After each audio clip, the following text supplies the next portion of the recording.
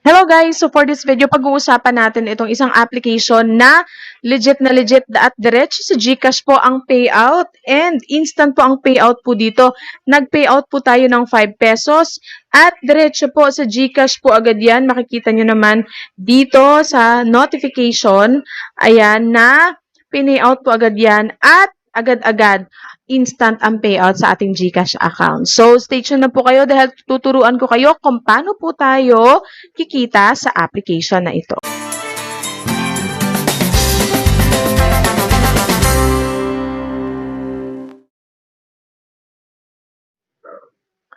Hello guys! So, for this video po, ay pag-uusapan natin itong si card history na kung saan pwede po tayong makapag-withdraw directly po sa ating mga GCash account. So, as you can see, meron po ako ditong 149,000 gem. So, bale, dito po, pwede na ako makapag-payout ng 5 pesos sa GCash. So, 50,000 gem. Tapos, 200,000 gem is 20 pesos. Hanggang 500 pesos po yan. So, dito, makikita natin, meron po yung, makikita dyan, carnival po yan nila. Click natin yan. So, if you want to check kung paano tayo makakakuha nito, click po natin yung parang itong blue sa taas. Ayan. So, sa Card Carnival, kailangan you have to play games. Tapos, you collect gem. Ayan. Tapos, win rewards. Ayan, yun lang yung kailangan mo. So, makikita nyo, kailangan po natin kumuha ng 800 gem. 300 pa lang po yung nandyan sa atin. So, kailangan pa po natin na maglaro pa. Okay? Tapos, dito, para po yung, click natin yung free. Meron pang ibang task dito na pwede rin po tayong kumita ng gem. Ayan. So, itong meron dito yung mga task. Ayan. So, for example, itong game na to, si Dim Sum Shop.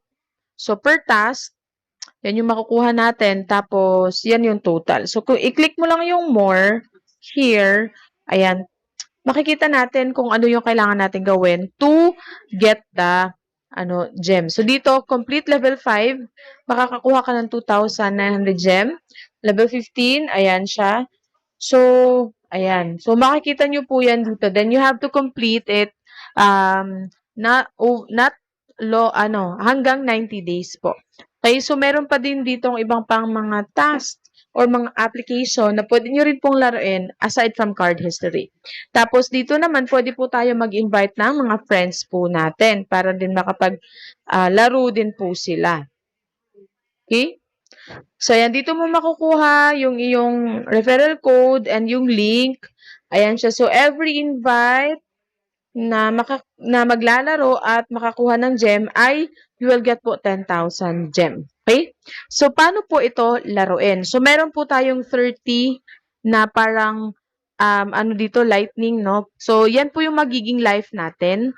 Ayan siya. So, click natin. By the way, ito din, later, maglaro tayo. So, click muna natin itong my cards. So, dito, makikita nyo yung ayan. So, makikita nyo dito, completed ko na to. Completed. So, meron itong mga corresponding na mga makukuha natin if makomplete natin. Let's say, for example, ito. Isang card na lang po yung natira. Then, makukomplete ko na siya. Makakakuha ko ng 10,000 gems. Same here. Ayan. Tapos, itong iba, treasure yung makukuha natin. Ayan. Ito, sa plans, 100,000 gems. So, ganun. Kaya kailangan lang po natin talagang maglaro. So, paano po siya laruin? Click lang po natin itong play. Ayan. So, click play. And then, i-click lang natin kung alin po dito sa mga pictures sa baba yung mag-fit po dyan sa picture sa taas. Okay? So, click natin yan. Ayan. So, ayan. So, atin lang siyang tapusin. 5 lang. So, makikita nyo, 5 pictures, then you can get na the reward. Ayan siya. So, ayan. Okay, so may ad dyan na lalabas. So, ayan, nakakuha po ako ng cards. So, we have new cards. So, dito mo makikita na kung aling cards sila mag-fit. So, makikita mo 9/9 na. So, mayroon tayong makuhang reward from the treasure chest. Aside from that, meron din po tayong makuha na 210 gem. Okay? Now, for example, umulit na yung card. So, yung umulit na card, for example, ito, hindi yan new, no? Umulit na siya. Yung umulit na card, magiging diamond po yan, or magiging gem. So, click lang po natin tap to claim. Ayan. Tapos, balik tayo dito. So, makikita nyo, great job. This collection is complete. Click po natin yung claim. Ayan. So, tingnan natin kung ano yung makukuha natin. Ayan siya. So, yan yung sabi ko sa inyo kanina na if bumalik na yung card, magiging gem. And meron tayo ulit makuha. Okay? Click natin, tap to continue.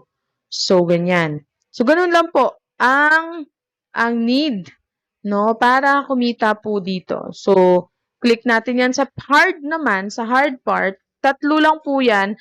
Pero kung makikita nyo, 1 and 2. So, dapat po yung pag-pick nyo dito, dapat din po unahin nyo yung number 1 bago si number 2. Let's say, for example, ito, number 1, and then si number 2 ay ito. Ayan. Tapos, 3 pictures lang po yan. Number 1, I think ito, and then ito. Ayan.